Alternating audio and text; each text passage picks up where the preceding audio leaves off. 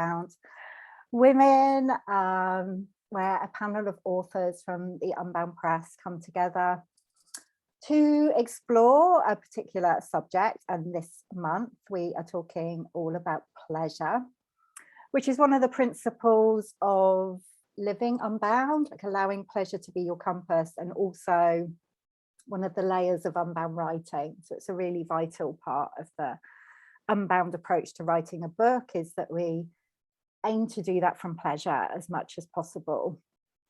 But we all carry a lot of stuff around pleasure, and whether it's safe to allow pleasure to lead us, whether it's okay to do that. So that's some of the things we'll be talking about today.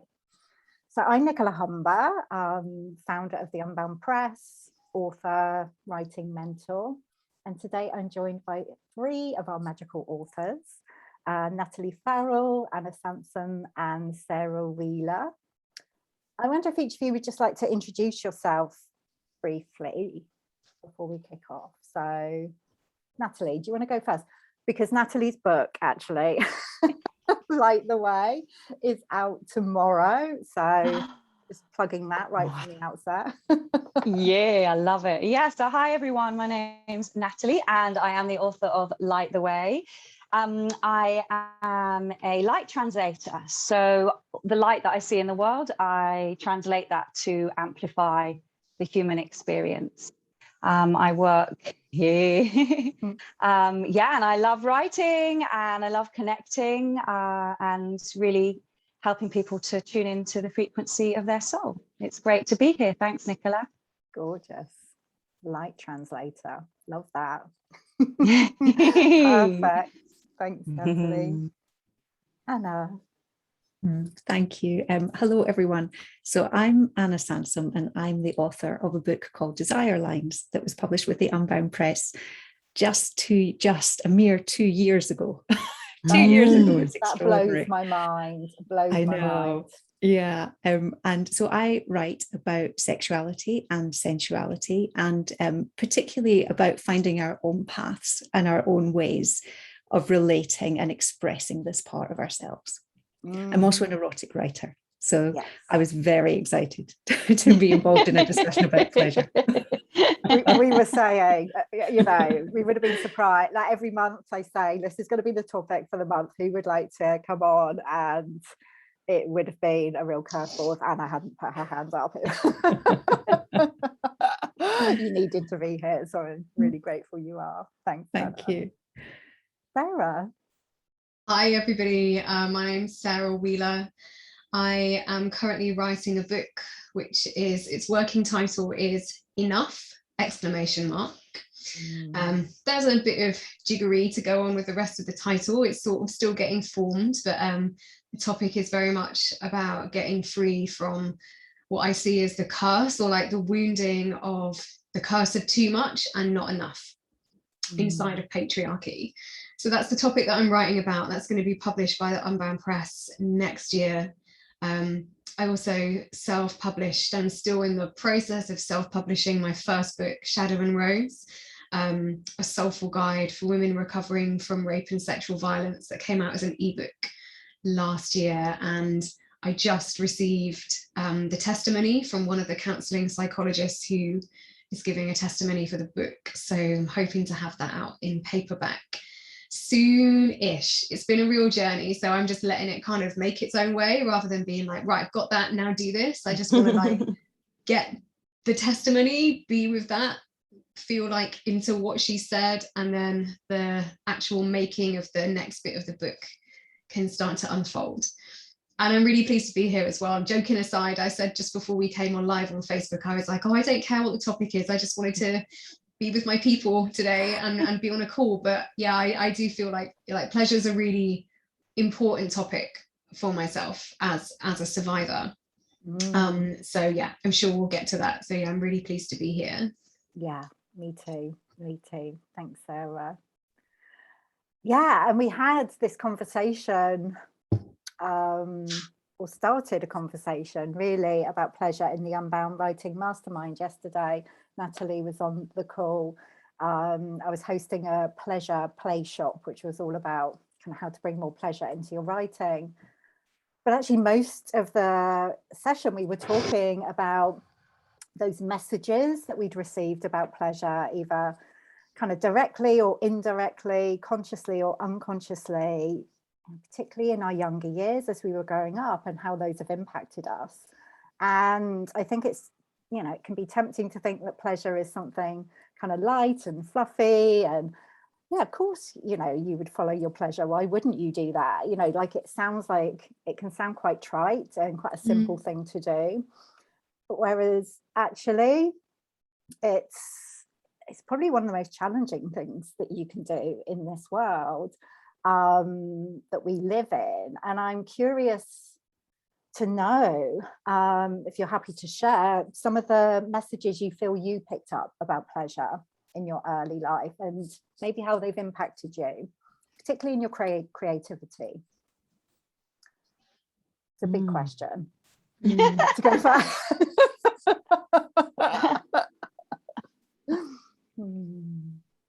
Yeah, I'm happy to go first. Oh, okay, Natalie, then Anna. Let's go there. Yeah, because we, as you said, we touched upon this yesterday, and I found it very interesting. You know, going back to those pictures in my mind, the memories that I've stored of my childhood, and pleasure was playing. It was playing outside. I had a skateboard, rollerblades, my bike. I was a tomboy for sure. I don't know whether we still use those terms anymore, but you know, I just loved creating through play. So that's definitely where my pleasure came from. No one ever had to motivate me into play in that sense, and pleasure. But what was interesting that came up was how I saw the female and the males in my family, and I'm talking about so not just my mum and dad, my nana, granddad, and I've got lots of aunts, cousins. And the word that came up was tight. That I saw the relationship in the pleasure as tight. So, and now I'm saying it out loud, it was also like, I'm going back to the kitchen. They're all creating in the kitchen, you know, creating this big feast for maybe 20 people, all working. There's lots of laughter, you know, and there's lots of, but I don't know whether there's pleasure there. And there's pleasure for me thinking back to it. But what came up yesterday was we were talking about these kind of gaps in the sense of, you know, what's truly being said or not said. And then it was quite stereotypical in that sense that the women would be in the kitchen and the men would be in the lounge lounging, probably having lots of pleasure. So that was fascinating. And also what came up yesterday for me was pretending. Let's pretend. And for me, obviously, if we're talking about pleasure in a sexual way, then let's pretend is actually quite fun. You know, but equally, is it truly real? It's a fascinating topic and subject. And there's still part of that let's pretend in my female lineage. A lot. And again, let's pretend, let's be truthful. That's where I'm at now. That's more pleasurable for me. It's more real. I love that. Thanks, Natalie. That kind of idea of like, what is really going on here? And I think there can be that dissonance that we can feel in some way when, you know, even when we're young children, but can't quite find words for it. There's something not quite. And you know, don't you, as a child, like we're so hypersensitive. Then I still am hypersensitive. I see so many things happening. But yeah, I just kind of going back to that word tight as well, you know, if we think about the vagina and the tightness perhaps of the disconnect with themselves. If they're tight down there, are they translating that tightness into the way they talk and connect with other women? Yeah, interesting. And that makes me think of a throat as well, and you know, The that throat. contraction there and expression. Yeah, there's a lot there. Thanks, Natalie. Anna.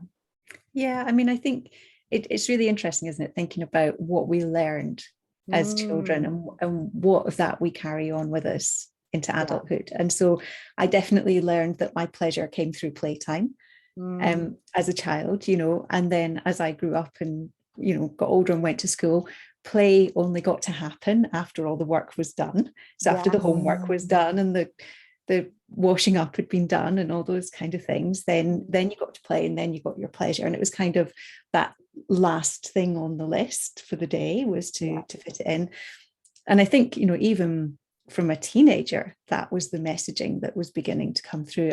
I also grew up in a household which had quite traditional gender stereotypes of what the women did and what the men did. And yeah, you know, the women did the household chores, and it was only after those had been done that they got to play and have the pleasure.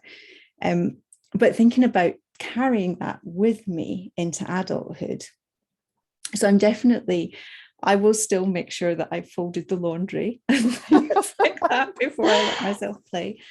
But the delicious thing for me is that I found a mid-ground.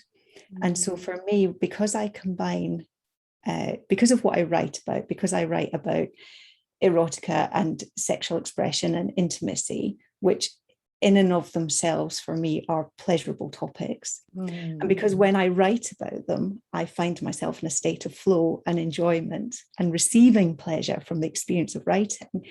Here I've managed to construct this thing, which is getting something done, getting my writing done, and doing it in a way that I receive a lot of pleasure from. I'm really grateful that I found that, because I don't, you know, I think about it in other aspects of my working day or my household day, and yeah, it is the one place that I know I can go to and be productive, if that's important to me, and be in a state of pleasure. That's the sweet spot, isn't it? And I want more of it. That's the only trouble, isn't it? And I think that's probably what many of us find, is that making the time for pleasure, prioritizing pleasure, is kind of a key component. And I think there's something in there about acknowledging that it doesn't have to be a big deal, a big event, something that takes up a lot of energy or a lot of time, but finding those little moments in the day, you know, even those 30 seconds where we can give ourselves or acknowledge some form of pleasure in our lives, and then being able to build upon those like a pleasure habit. I love that, pleasure habit. But, you know, what comes through for me there, Anna, is it's about attention and intention, like those moments when, you know, just reminding ourselves, oh, actually, I could choose to be in pleasure here, you know, and it might not be about doing anything in particular, just kind of bringing our awareness back into our body and allowing ourselves to kind of relax and expand. And also what came through for me there was, maybe this is something I'm carrying, and maybe it comes from playtime at school, which was like very boundaried amount of time, but this idea, oh, well, could you experience pleasure all the time? Like it might become diluted in some way and wouldn't be, you know, quite so pleasurable. And there's something about having these little pockets of pleasure that feels really powerful to me. So I wonder if that's some kind of story that I've got running. Pockets of pleasure. Yeah. And I think also seeing pleasure as only being peak experiences. Yes. You know, there's something about, is the diluted version of pleasure less value to us than those peak experiences? And I'd argue it's not. You know, pleasure is pleasure. Yes, such a good point. A reminder. Thank you. Thank you, Anna. Oh, Sarah, what comes through for you? Firstly, just loving what everybody else has been saying. It's great. So much connected with childhood. Like it just has to translate into how we experience pleasure as we're older, you know, and unless we somehow grew up like super enlightened Zen people. It's only now as we age that we start to unpick those kind of patterns about how pleasure actually like shows up for us. Pleasure pockets, pleasure habit. That's wicked. Yeah, so for me, really interesting actually. I was writing about pleasure for the Enough book a couple of days ago, and I was coming at it from the sort of young teenage experience that I was having. So before sort of getting into that, I think generally I really hear what everyone else is saying about how pleasure was like for later. Pleasure's not a now thing. Pleasure's got to be put off till later, when the chores are done, the homework's done, when you see like your adult caregivers slash role models, well, maybe not role models, but like the people that you happen to grow up with who raise you, those people, when you see them either waiting till later to let themselves have pleasure, it definitely filtered through for myself. And I was very much like, as a young kid, I loved playtime, loved it. And I was an only child, so I actually found it quite easy to sort of entertain myself and just sort of like pootle along with making up weird little games. And I always found that very enjoyable. I strangely still do now. You know, like find myself sort of like singing to myself around the house and just thinking about things. And I think that's a very like childlike part of myself that I'd really denied like growing up, getting older, and now I'm kind of bringing her like back in. That inner child became very important to me when I was recovering from sexual violence and just taking care of that little one that lives inside me. So she finds a lot of things very pleasurable. You know, it could be like, you know, that sort of diluted thing. It's not a peak experience, but like sniffing a rose or having a nice piece of your favorite like dark chocolate or whatever food that it is that you like. If you receive pleasure from food, then that's an awesome thing, just to be like, oh, I'm going to let myself eat my favorite food today. Why? Just because. I don't need to deserve it. It's not a reward. I haven't earned anything about this food. Why am I having it? Oh, because I'm whole already and I deserve to like fill my wholeness with more wholeness that comes from pleasure. So yeah, just going back to childhood, I was writing about like one of the first crushes I had on a boy in school, and thanking my lucky stars, I was having like a massive snog session with him when I was about 15. And it was at this party where we were all illegally allowed to get served like alcohol. So I'd had too much Archers and lemonade. He'd had too much of whatever he was drinking. So we ended up like having this proper like massive session in front of like everybody in the party. It was only snogging, like nothing else happened. But then on Monday, when we all came into school, there was this horrible rumor going around that we'd done some things that we hadn't done. And he was like the big man for being part of this rumor, and didn't everybody think that this person, this guy was like really cool, and everyone was really shitty towards me. And I really like, when I was writing about it, I was kind of unpicking it. I definitely internalized it and was like, maybe I look like I was having too much of a good time.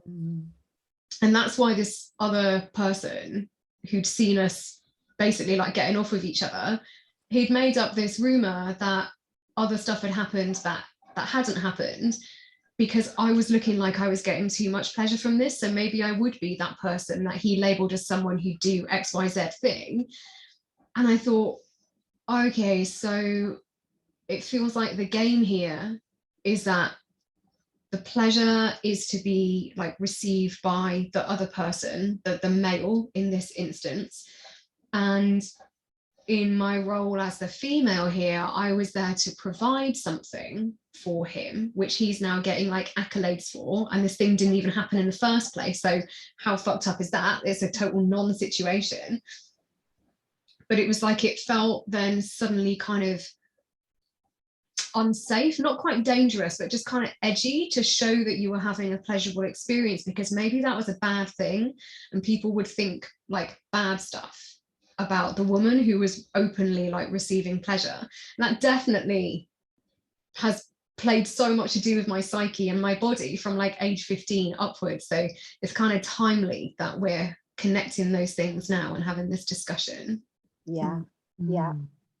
And that definitely ties in with the too much piece that you're writing about as well. It's like, oh, you know, you can have pleasure, but not too much. It's like, that's too much. Because that means something about you if you do. Yeah. And it probably won't be a good thing. Yeah. Yeah. Yeah. Thank you for sharing that. I could see lots of nods happening. You know, maybe I was just go on. Yeah, no, I was just thinking, just from that, Sarah, is that maybe the other people got pleasure in, you know, creating the rumor.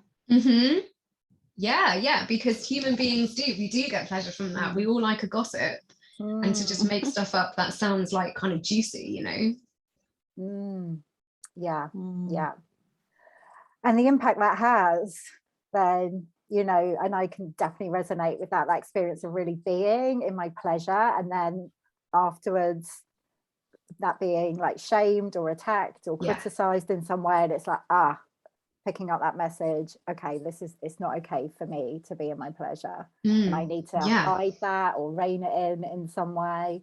Definitely hiding it, reining it in. I found it really hard to like connect with my sexual feelings, even though I knew that I really had them and I felt them like really strongly, very much shamed them. And so when other sort of sexual experiences were happening as I was growing up, and like definitely into my late 20s as well, it was like, oh, I'm enjoying what's happening here, but is it wrong that I'm having this? And it also was sort of like, if I'm getting mine, maybe somebody else isn't getting theirs. And I think as women, we've sort of been brought up, speaking from experience, to like not take up what somebody else could want or need and just give it away. So yeah, so much conditioning.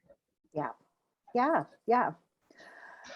So when we come to create and write our books, you know, all of these messages, and to share them as well, like to put our writing out into the world, like all of these messages can kind of bubble up and cause us to be in this place of contraction. And I wonder how each of you, you know, navigated the process of making the decision to write a book, because I feel for each one of you, and certainly for myself, that decision, it's come from something, it's not that I felt I needed to do, but it was very much from a place of desire initially. You know, obviously I hoped that other people would read it and enjoy it, but you know, it was very much for my pleasure initially that I made the decision. And how was that process of making the decision to do something like for yourself, something that was important to you? You'd like to kick us off with that? I'm happy to start on this one. Thank you. Anna.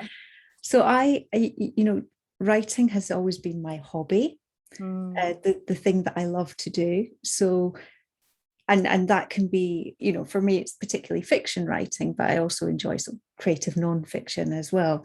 And so I was going to do it anyway. I think that's the thing. Like you say, it wasn't that there was any expectation that I would, but it was a desire within myself that I would write for my own pleasure, that for my own relaxation, for my own enjoyment, for my own exploration. But when it came to writing Desire Lines, because it's part memoir, I certainly did have that potential for the contraction, for the tightness that we were talking about earlier.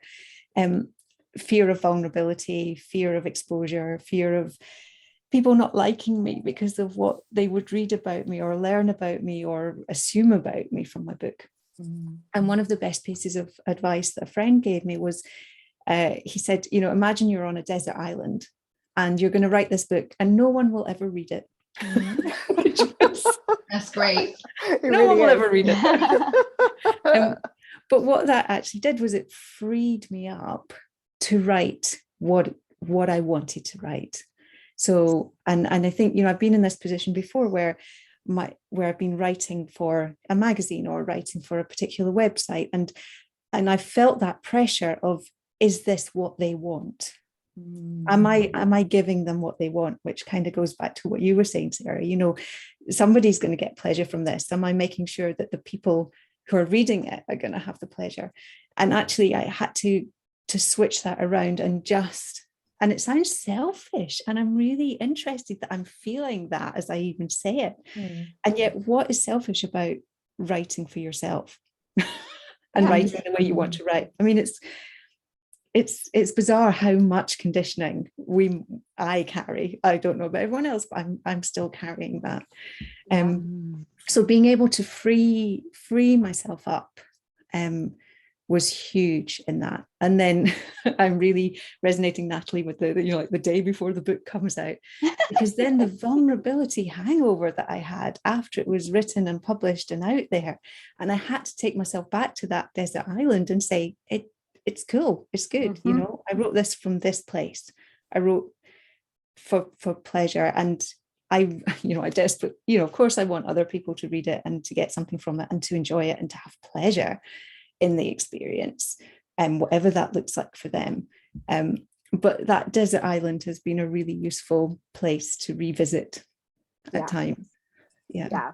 Such a great piece of advice, because so much of the advice out there is like, oh, you've got to really focus on what people want and like your ideal reader and all of this stuff. And when you start like that, really takes me up into the head, which is not my most creative place at all. But that idea of being selfish, that came up for me, like literally when I just asked that question and spoke about my own experience of writing from my own desire. It's like, oh yeah, I couldn't quite name it, but there was something like, oh, is it okay to say that? And it's just so interesting. Isn't it? Stuff that we carry. And of course, when we allow ourselves to write from that place, I believe it's so much more pleasurable for our reader than if we're writing from this place of like writing by numbers, like, what do they want from me? So and of course you can never know what it is somebody else, you can never know what they really want or how they'll receive it or any of those things. So you end up potentially in a lose-lose situation. You don't get pleasure in the writing of it, the reader doesn't get pleasure in the reading of it. Exactly. So at least this way somebody's getting something. Exactly. Thanks, Anna. Natalie, what was that? I can go next. Oh God, Sarah. Yeah, you go. Oh shit, sorry Natalie, I didn't mean to just jump. That's all right, I'm enjoying listening. Cool. I mean I love the idea of the pleasure on the desert island where nobody's going to read your book anyway, so it doesn't even matter, just fucking go for it. It's interesting for me because I am feeling so much more pleasure from writing this second book. And I mean, that kind of figures because the topic of writing about rape is not a particularly like pleasurable subject. It's not like I didn't sit there writing Shadow and Rose every time and be like, oh, this is really pleasurable for me to write about and really like enjoying this. But there were aspects of that process that actually really were pleasurable. It was pleasurable for me to properly like allow myself to get my voice out, through my pen on my paper, through tapping into my laptop, through just making notes for myself. And that was very much part of that next piece in my own healing process, was properly speaking, not the details of what had happened, but the vulnerability behind what I'd been carrying with me in those years after starting my recovery process. And so I'd come away from like those little note writing sessions or when typing up those notes on my laptop, and I'd be like, this is nuts. Like, I feel really fucking good. And I'm writing about recovering from horrible shit.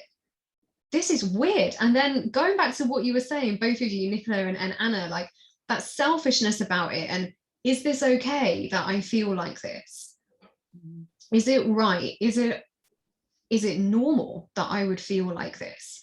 Having written about something really, really challenging, to be kind of going through that writing process and having those, to use your expression, like, I can't remember who said it now, the pockets of pleasure in that writing process. And so much of writing that book was really for me, and it wasn't like I sat there at the start and went, right, this is going to be really pleasurable, but it will be healing. And when we're healing, I think we're kind of filling in those little holes and gaps where we've kind of leaked out energy, and that leaking out of energy has kind of sapped us from being able to feel full and well and able to experience pleasure from that place. Yeah, so setting the sort of I guess I could like make it up now, some little thing of my own, like the pleasure scape for writing, like making sure that I had a few candles lit, or I had some roses nearby, because that was so integral to the subject and the title of Shadow and Rose, obviously. And I'm doing the same thing now, you know, and not being like, okay, I've got to sit here for an hour. I'm going to sit here for as long as feels right. And sometimes 10 minutes feels right. And I come away from that 10 minutes going, yeah, that was great. Awesome, wrote some really good stuff. And if I sit there for an hour just going, okay, I've got to try and write something now, it's just like, I'll probably be able to write something, but it won't be such a kind of pleasurable, visceral experience of connecting with myself and then potentially with the readers who are going to read and being like, yeah, they'll like that bit, or they won't like that bit. They'll just be super triggered by it because it's put a lot of like my own energy into it. You know, typing away and getting all the enoughness out onto the page. Gorgeous. Yeah. Oh, I love all of that. And the way you describe the healing process there, Sarah, was just pretty genius, to be honest. I need to go back and listen to that. Yeah, thanks. Yeah, and thanks for sharing, like, you know, a little bit about the actual writing process and the ways that we can bring pleasure into that, even if we're writing about challenging subjects. I think that's really and in a way, like, it was even, I wasn't like doing stuff with you guys with Unbound when I was in the process of writing Shadow and Rose. Like, it was very much a sort of self-directed, autonomous, don't really know what I'm doing, but I'm going to do it anyway kind of project. And I still sort of feel like that about it. But that's the kind of, it's like the beauty of that book. It was like me just going, fuck it, I've got to write about this thing because it's part of getting better for myself. And there'll be however many people eventually come to read it, hopefully more now that it's coming into paperback. They're going to be getting something from me sitting down and just saying, we've got to talk about this. Because I didn't have any kind of book kind of guidance, like a sort of companion when I was recovering. And any of the material that I did find, it was very, very helpful, but it wasn't from that kind of friendly, like, I've got your back, let's just sit and chill and talk about this kind of place. And that's the kind of voice that I wanted to give into Shadow and Rose, and take some of that kind of hard, like serious edge out of a very serious topic. So creating the pleasure felt really important because it's a hard topic, but I didn't want to have like a hard time writing it, you know? Yeah, absolutely. Absolutely. And I think the reader can feel it if it's felt like a, you know, a tense, and I'm not saying, and I never say that the writing process doesn't have challenges, like absolutely it does, but definitely, you know, if the whole thing seems, you know, feels like I can't find, like a real trial for us, I think the reader can feel that in a way. Whereas if we've allowed ourselves to experience pleasure as we're writing, again, our readers can feel that. So thanks, Sarah. Thank you. Natalie, that initial decision to write the book, yeah, were there any reservations that came up as you were allowing yourself to follow that call, follow your pleasure? Thank you for reminding me what the question was. I know, I thought I Did you see my eyes? I know. What are we talking about? Oh, I love listening. So the well, that word allowing's coming up, and I do. This is fascinating, you know, on reflection. Because I do think that the last 12 months has been a portal of allowing for me, for sure. And as I say, I bought the membership, the mentorship, as a gift for myself.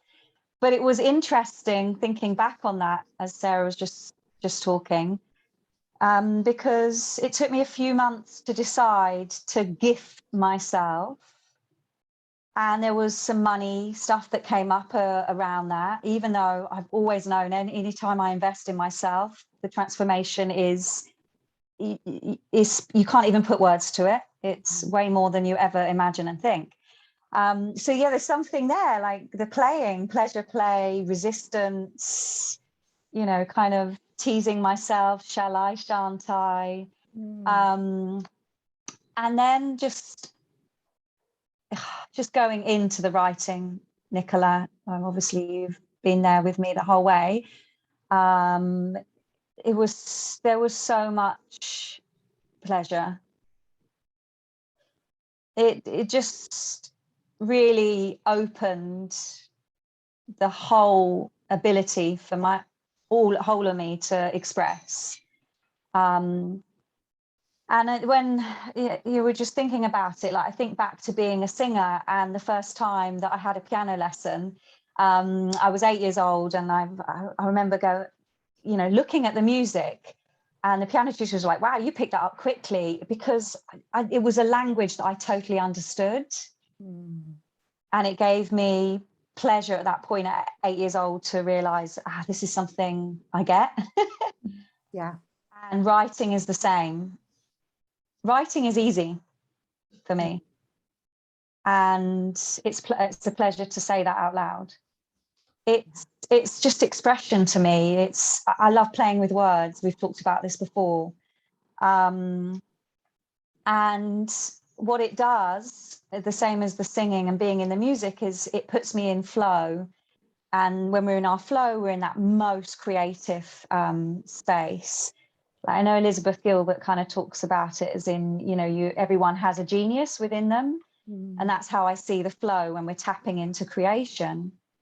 But kind of going into what was being talked about in the sense of the context on what I'm writing and what I've written about, I feel that there is a real journey that the reader is going to go through, and they're going to have to face, they're going to have to face demons, wounds, all those kind of things. So, but at the end, it's coming to their point of pleasure. I won't give too much away, but it's moving towards that. So, yeah, it definitely became more pleasurable for me as well at writing it. It's fascinating kind of answering this, really. And looking back.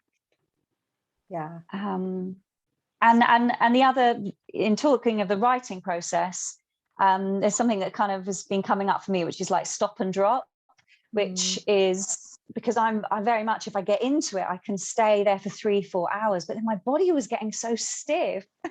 My chiropractor was really loving me, I was like getting cracked every week, and I was like, look after yourself. It was quite difficult to extract myself from it.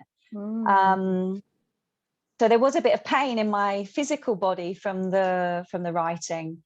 So that's one thing that I've taken out of it, is that I need to be more pliable, more pleasure with pliability. I don't know if that's a word, but yeah, just, kind of weave it in and out and leave it and come back to it and ebb and flow a bit more. Yeah. So much to say. Gorgeous. Pliable pleasure. Like they're all coming up today. Pliable pleasure. There we go. I'm just in awe of anyone who can sit and write for 3 to 4 hours, because that just does not happen for me. It's amazing, like really. These conversations always just fly by, and I can't believe we're kind of coming up towards the end. I wonder, as we kind of close this conversation around pleasure, it'd be great to hear from each of you. Like, if somebody is thinking, like particularly writing a book, and it's been, they've been feeling kind of held back because they think it has to be this arduous, very much head-based process. What advice would you give them around how to bring more pleasure into their book writing journey? I'd be happy to start this one. Thanks, Sarah. Bringing pleasure to starting your writing process. Like, my suggestion is just do something you enjoy doing before doing any writing. So when you actually sit down and you've got your notepad or your laptop or whatever, no matter like how long you feel like you're going to sit there for, you'll come into your space of writing from a place of having enjoyed / pleasured yourself, maybe even. Let's definitely go there. Yeah. Yeah, because we want to, I have wanted to write from feeling like I'm full, like my well is full, I'm overflowing. I didn't want to come to my writing process being like, oh shit, I'm actually feeling quite knackered and I can't really do this, but I'll just push on through anyway. That's not a way that we as women could do with receiving pleasure. We don't want to do it from a place of feeling like we're depleted to begin with, because if we're giving to something and we're not full or sort of nourished ourselves, then we're just doing that classical thing of pouring from an empty cup, and whatever comes from that, not like it won't be good. I'm sure we can all write really, really decent stuff, whether like we're knackered or not, but it won't be so nice for you. And there's so much like shitness that goes down in the world. Like, why make your writing process arduous? Like, just do something that is good for yourself before coming to your page. What I used to do, or not used to, what am I saying? I'm in the process of still doing with my writing. I practice yoga nidra very, very often. So whether that's for like half an hour or 10 minutes, I'll just do my practice, get my notebook and just journal. Now, maybe that'll make it into the book, that bit of journaling, maybe it won't do, but you're still writing. So it's sort of like just trusting that something might come through that you actually want to put into whatever your manuscript turns out to be in the end. Yeah, so we're not just like sit down and write, do something lovely first. Beautiful. And it feels like that's, if we have any of this, these beliefs around, pleasure comes after productivity. Yeah, definitely do it like before. putting pleasure first. That feels really not the whole writing process can't be pleasurable, but starting from that place. Really yeah, and I think that's a really like unlinear, unhierarchical, unpatriarchal thing to do. Is start at the good bit. Like, don't as a woman, start at the good bit. You don't have to wait for the good bit to come later. Amazing. Thanks, Sarah. Great tip. Love that. For me, I like thinking about creating a beautiful environment, or allowing pleasure to be the guide to the environment that I'm feeling on that day to write in. And I call them like soul cocoon spaces, where you can, especially if you're writing something, that is really poignant to your own feelings, that you can feel safe in that environment. I loved creating writing spaces. Love that. Thanks, Natalie. I think the environment can be so important and nurturing. It brings so much pleasure. Thank you.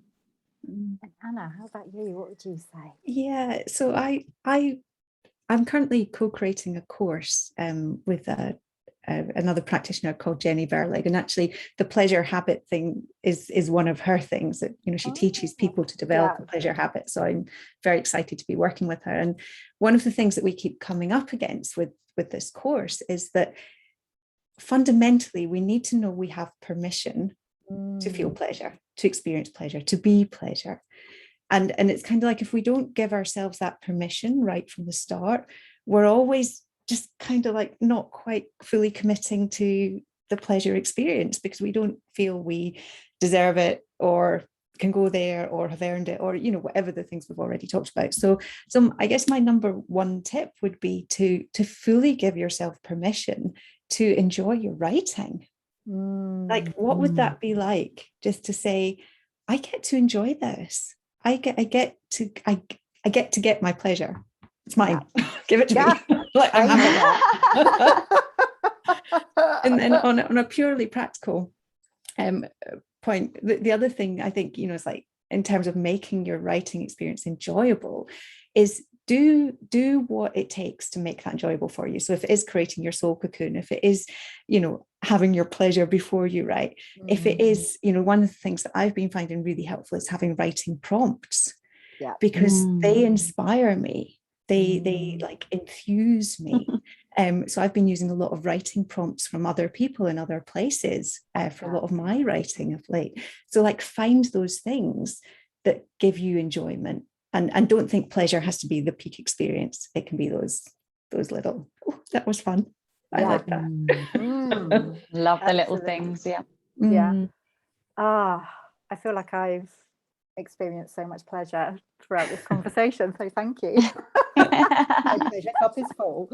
And there's always room for more. I'm happy to have an overflowing cup of pleasure. I wonder if each of you could share, for those watching, how they can connect with you and find out more about what you do. So Natalie, do you want to go first? What's the best way? I'm very active on Instagram. My handle is @NatalieRFarrell_. And then my website is nataliefarrell.co. Please come and say hi. Thanks, Natalie. Thank you. Anna. So my website is annasansom.com, and you'll find me on Facebook and Instagram as Anna Sansom Writer. And for anyone who does want to build more pleasure into their life, like their whole life, not just their writing life, my other website is intouchwithyourself.co.uk, and the course is launching on the 1st of November. So it would be great to have some Unbound people join us for that. Amazing. We'll make sure we put the links in for everybody, especially for that. And also get yourself a copy of Desire Lines if you haven't read that, because that's a great place to start. Thank you, Nicola. Thank you. Sarah. Yes, so the best place to kind of get in contact with me is through my my yoga website, which is You're Enough Yoga. The little spelling for it is just on my Zoomy bit just down here. Hopefully people can see it. yourenoughyoga.com. I've got a mailing list, and people can receive various enjoyable You're Enough Yoga type videos, meditations, all kind of shit like that. I am on Instagram. Sometimes I'm really active, sometimes I'm an absolute Instagram sloth. So my handle is You're Enough Yoga with Sarah Wheeler, and I also have a Reiki Instagram. It's Reiki Renge with Sarah Wheeler, but if you just put my name in, then they come up. I'm kind of easily findable like that, and it'd be nice to say hey. Amazing. Loving the sloth energy. I love a bit of sloth. Sloths are like the best yoga teachers, honestly. Absolutely. Thank you all so much for joining today. As I said, thank you. An absolute pleasure. And for those watching, we'd love to hear what's come up for you as we've been talking, and how you feel around pleasure and how you're bringing pleasure into your writing process. So please do share. You can pop a comment below this video. And before we go, just say congratulations, Natalie. Light the way. Get your copy. Thank you so much. That will bring us all a lot of pleasure as well. Thank you so much, and I'll see you all soon. Thank you. Bye. Bye. Bye.